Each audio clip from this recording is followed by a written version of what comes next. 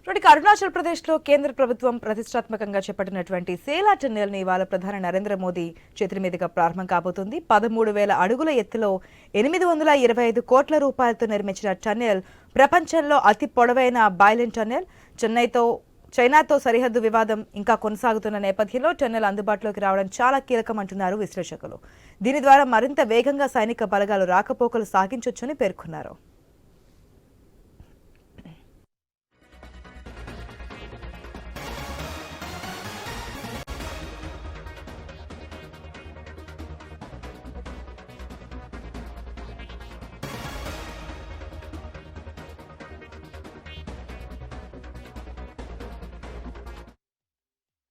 ఈ double lane all weather tunnel Arunachal ప్రదేశ్లోని west coming, Tawang జిల్లాలకు కలుపుతోంది.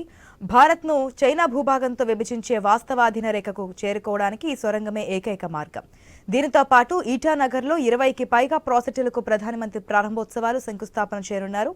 ఉదయం కజిరంగా అభయారణ్యాన్ని సందర్శిస్తారు. అనంతరం ప్రధాని ఈటానగర్కు వెళ్తారు.